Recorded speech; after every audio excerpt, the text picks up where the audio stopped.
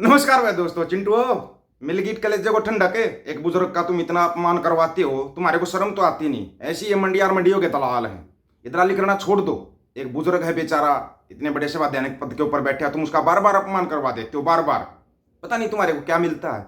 मिल गया नया देश, मिल गया नया संविधान, हो पड़ गई कलेजे को ठंडक। अब क्या करोगे चिंटू? अब क्या करोगे? थोड़ा वीडियो को ध्यान से सुनना और पूरा सुन लेना। जो बातें बोल ली है ना, प्रूफ के साथ बोल लिया। ऐसे तो हमने कोई बात बोली नहीं कि तुम ज्यादा होकर सको, चू चपाड़ कर सको। इतना तुम्हारे को मौका ही नहीं दिया जाता, इतना मौका ही नहीं देते हम तुम्हारे को।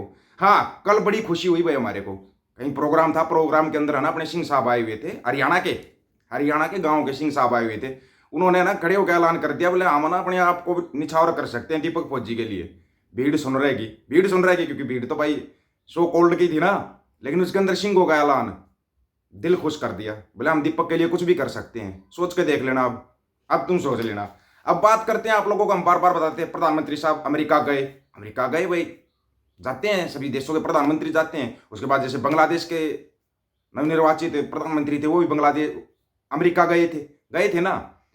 अमेरिका गए, जो वो जप्पी पा के फोटो डाल लिया था बाइडन ने, याद है या भूल गए? नहीं याद होगा। जप्पी पा के फोटो डाल लिया था, क्योंकि जप्पी अपने वाले प्रधानमंत्री साहब तकरीबन जप्पी पाते सबके साथ। और प्रधानमंत्री साहब अपने वाले के साथ कोई जप्पी नहीं पाई। उनको ये संदेश दिया था, देखो बांग्लादेश हमारा है, जप्पी पा रहे हैं, तुम्हारे को जवाब दिया जाएगा। क्यों बांग्लादेश के ऊपर जो तुम प्रेशर बना रहे हो ना, अब शेख हसीना को भी बांग्लादेश भेजा जाएगा। जितना ये रोक रहे थे ना, नहीं रोक पाएंगे। अब मतलब ही नहीं। अब नया संविधान लिखा जाएगा। संविधान लिखेगा अमेरिका का रहने वाला प्रोफेसर लिखेगा, अमेरिका का रहने वाला। थोड़ा सोच समझ के रहना। अब वो क्या संविधान लिखेगा वो सबको पता है, सबको पता है। तुम क्या करोगे? तुम नारे लगाओगे। और हाँ, बांग्लादेश से उनके विदेश मंत्री ने एक घोषणा और की है, जो बोल रहे हैं ना कि बांग्लादेश के अंदर हिंदुओं पर अत्याचार हो रहा है। बोला ये है ना, ये भारतीय हिंदू मीडिया की ना दिमाग की उपज है। यहाँ पर सब मिलजुल कर रहते हैं, ये उपज छोड़ दो। वहां पर कोई अत्याचार नहीं हो रहा किसी के ऊपर, सब मिलजुल कर रहते हैं, सब मिलजुल कर खुश रहते हैं। नहीं खुश रहते वो नहीं रहते जो इस मान मंडिया और उसके दलालों को देखते हैं। उनको लगता है बस आज ही खत्म है सब कुछ, आज ही खत्म है सब कुछ। आपको बोला था, प्रधानमंत्री जब भी विदेश दौरे पर जाते हैं, किसके लिए जाते हैं? सबको पता है देश के मालिक कौन है, अंबानी अटानी वही होंगे ना प्रधानमंत्री, राष्ट्रपति। तो नहीं महसूस हुआ आपको? तो सुनो। होता तो ये पूरी वीडियो देखकर जाइए। न्यूज एजेंसी स्क्रॉल ने एक रिसर्च की है, जिसके मुताबिक मोदी विदेश दौरों पर जाते हैं और अपने दोस्त अडानी के एजेंट की तरह उनके लिए डील्स क्रैक करते हैं। नरेंद्र मोदी जून 2015 में बांग्लादेश की पीएम से मिले। अगस्त 2015 में ही अडानी को बांग्लादेश को बिजली सप्लाई की डील मिल गई। मोदी मार्च 2017 में मलेशिया के पीएम से मिले। अप्रैल 2017 में ही अडानी ने मलेशिया में मेगा कंटेनर पोर्ट प्रोजेक्ट से जुड़ी डील साइन कर दी। मोदी जनवरी 2018 में इजराइल के पीएम से मिले और दिसंबर में अडानी ने इजराइल की कंपनी के साथ मिलिट्री ड्रोन बनाने का काम शुरू कर दिया। मोदी जून 2018 में सिंगापुर पीएम से मिले। जुलाई में ही सिंगापुर की कंपनी ने अडानी पोर्ट्स में 1000 करोड़ रुपए लगा दिए। मोदी फरवरी 2020 में श्रीलंका के पीएम से मिले। जुलाई में अडानी के श्रीलंका में पोर्ट ऑपरेट करने से जुड़ी डील की खबरें आई। मोदी जून 2023 में नेपाल के पीएम से मिले। जनवरी 2024 में नेपाल सरकार ने बताया कि अडानी यहां एयरपोर्ट बनाएंगे, उसका मैनेजमेंट भी देखेंगे और पब्लिक सेक्टर में निवेश भी करेंगे। मोदी अक्टूबर 2023 में तंजानिया के राष्ट्रपति से मिले। मई 2024 में अडानी ने दार एस सलाम बंदरगाह के कंटेनर टर्मिनल 2 को 30 साल तक ऑपरेट करने की डील कर डाली। मोदी दिसंबर 2023 में केन्या के राष्ट्रपति से मिले। जून 2024 में ही अडानी को केन्या के नैरोबी हवाई अड्डे का काम मिल गया। मोदी जुलाई 2024 में वियतनाम के पीएम से मिले। जुलाई में ही वियतनाम सरकार बोली वियतनाम के हवाई अड्डों में इन्वेस्ट करेगा अडानी समूह। अभी भी आप लोगों को समझ में नहीं आया? चलो समझ में नहीं आया, हम बताते हैं। अभी ये डील करने के लिए फिर गए थे अमेरिका वालों ने उल्टा अडानी के ऊपर एफआईआर दर्ज कर दी।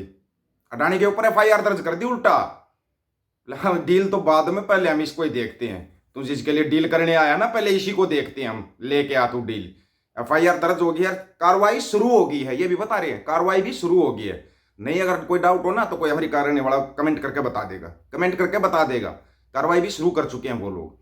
निखिल गुप्ता वहां पे है, उन्होंने सम्मन भी भेजा था। सम्मन का सबको पता, जो सम्मन भेजा था, डोभाल के नाम पे जो सम्मन भेजा गया था, उस पर पूरी तू मैं खूब चली, लेकिन फिर ठंडे बस्ते में डाल दिया। लेकिन अमेरिका इसको ठंडे बस्ते में नहीं डाल रहा।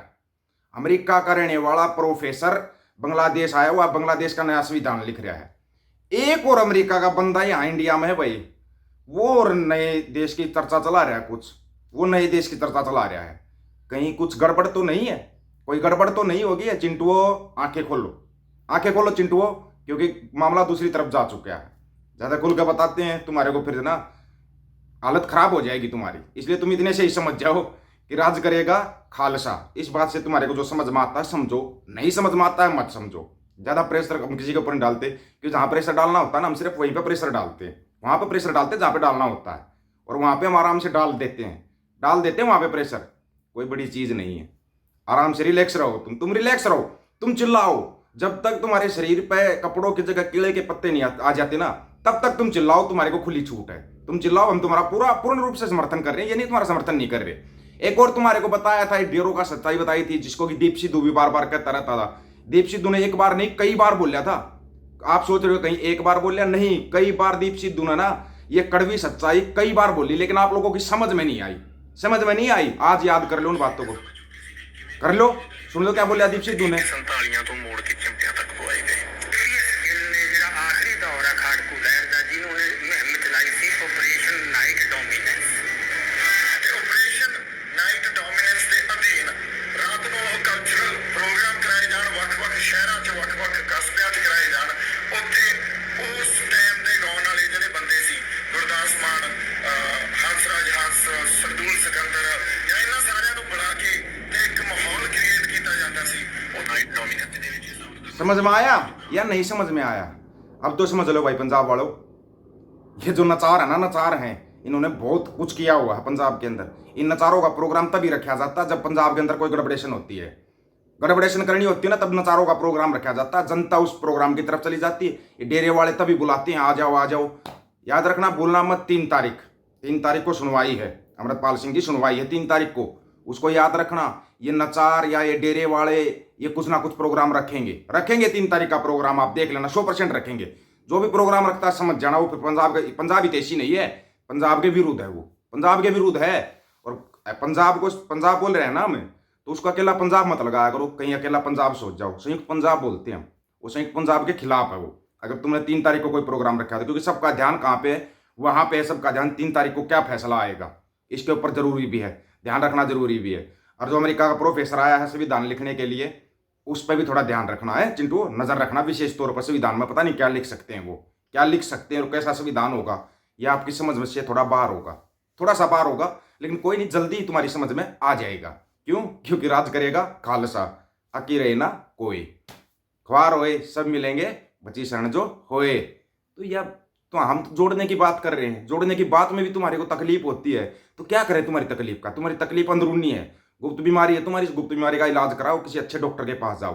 एक अच्छा डॉक्टर तो अमृतपाल सिंह मैरो है, और उनसे बड़े सर्जन निहंग सिंह होते हैं। निहंग सिंह बहुत बड़े सर्जन है, गुप्त बीमारी और बहुत अच्छा इलाज करते हैं, वो बहुत अच्छा इलाज करते हैं, उनके पास चले जाओ। कल जब सिखों से मिले थे ना, हरियाणा वाले सिख भाइयों से, उन्होंने भी यही बोला था कि भाई निहंग सिंह हो गया हाथ में देना चाहिए पंजाब। सोच कर देख लेना आप, अगर निहंग सिंह हो गया हाथ में पंजाब आएगा ना, तो सफाया हो जाएगा टे टे पे चे करने वालों का। याद रखना इस चीज का, नहीं चाहिए ऐसे लोग जो गुरुओं के खिलाफ बोले। ऐसा आदमी पंजाब के रहने के लायक है? क्यों नहीं अभी तक भगवंत मान ने कोई घोषणा की, इनको बाहर निकालो? कैसे दशमेश पिता गुरु गोविंद सिंह महाराज के खिलाफ बोल दिया, लेकिन भगवंत मान बंडा अभी तक चुप है, एक शब्द नहीं बोल लिया उसने इसके ऊपर। सोच कर देख लो कितना पंजाबी देशी है ये, सोच कर। आप लोगों को क्या राय है इसके बारे में? वो कौन सा संविधान लिख के जाएगा, आपको ही पता होना चाहिए। अपनी राय रखना, आपकी राय का इंतजार रहेगा। सभी साथियों को राम राम, नमस्कार, आदाब, सत श्री अकाल। वीडियो को ज्यादा से ज्यादा शेयर, चैनल को सब्सक्राइब और बेल आइकन को जरूर दबाना दोस्तों। ऑफिशियल दीपक फौजी यूट्यूब चैनल, बात हक और सच की करेंगे, हक सच की बात हम करेंगे। वीडियो को शेयर करने की जिम्मेवारी आप लोगों की है। गज के आखो वाहे गुरु जी का खालसा, वाहे गुरु जी की फतेह।